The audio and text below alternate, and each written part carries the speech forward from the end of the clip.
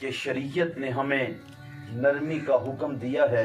شریعت ہمیں کہتی ہے کہ اگر تم شرعی مسافر ہو، نماز جو ہے وہ تھکاوٹ کی وجہ سے تم بوجھ محسوس کر سکتے ہو، لیکن شرعی مسافر ہو تو نماز قصر کر لو، 4 کی بجائے 2 رکعتیں ادا کر لو، اور اگر تم وضو نہیں کر سکتے تو پانی استعمال نہیں کر سکتے تو تیمم کر لو۔ سردی کی وجہ سے، اعضاء کے شل ہو جانے کی وجہ سے، پانی نہ ہونے کی وجہ سے 100 مسائل ایسے ہیں کہ تم جو ہے وہ تیمم کر سکتے ہو اگر پانی استعمال کرنے کی قدرت نہیں رکھتے۔ شریعت کے اندر نرمی ہے۔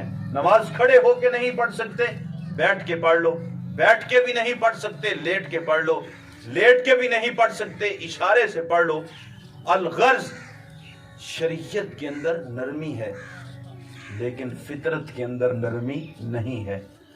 فطرت یہ ہے جیسا کرو گے ویسا بھرو گے۔ آج والدین کے ساتھ جو جو سلوک کریں گے، کل کلاں اولاد کی صورت میں تمہارے ساتھ بھی وہی سلوک ہونے والا ہے۔ مولانا روم علیہ الرحمہ نے ایک بڑی اچھی حکایت لکھی ہے۔ آپ فرماتے ہیں ایک شخص تھا، جب اس نوجوان کی شادی ہوئی تو ایک اللہ نے اولاد سے نوازا، تو ماں باپ کو اولاد کی نیند، اس کا آرام، اس کا چین اور سکون زیادہ عزیز ہوتا ہے۔ تو وہ بہو رانی کہنے لگی اپنے شوہر سے کہ بابا کی طبیعت اکثر ناساز رہتی ہے، بوڑھے ہو گئے ہیں، تو کھانسنے کی وجہ سے میرا بچہ بار بار اٹھ جاتا ہے، اور جب آغاز میں نیند کا احترام ہوتا ہے، جب بعد میں پڑھنے لگ جائیں تو پھر پڑھائی کا مسئلہ بن جاتا ہے کہ بوڑھا کھانستا ہے، لہٰذا بچے ڈسٹرب ہوتے ہیں، پڑھ نہیں سکتے۔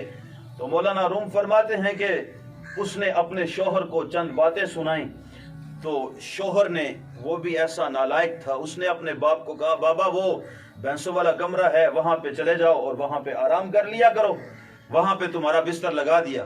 تو ابا جی جو ہے وہ اس کمرے میں چلے گئے۔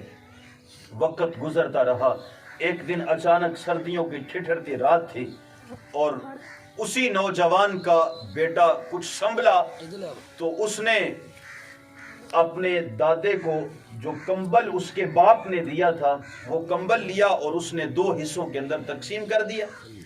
تو باپ ناراض ہوا اس بات پہ کہ دادا کے کمبل کو تو نے 2 حصوں میں کیوں تقسیم کیا؟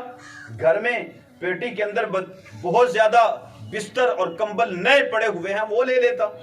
تو بیٹا بڑا زیرک تھا، کبھی کبھی وہ کیا کسی نے کہا تھا کہ دانائی جو ہے وہ سالوں سے نہیں ہوتی، دانائی عقل سے ہوتی ہے۔ تو کبھی کبھی بچے بھی بڑی اچھی بات کر دیتے ہیں۔ تو بچے نے جب کمبل کو 2 حصوں میں تقسیم کیا، باپ نے جھاڑ پہ لائی کہ تم نے کیوں ایسا کیا، اندر سے نیا کمبل لے لیتا۔ تو بیٹے نے کہا کہ ابا جی میں نے آدھا کمبل اس وجہ سے سنبھال کے رکھا ہے کہ کل کلاں یہ وقت آپ پر بھی آنے والا ہے۔ تو صاحب فطرت کے اندر کوئی نرمی نہیں، شریعت کے اندر نرمی ہے، فطرت کے اندر کوئی نرمی نہیں ہے، لہٰذا اپنے والدین کو اپنے سروں کا تاج سمجھیں۔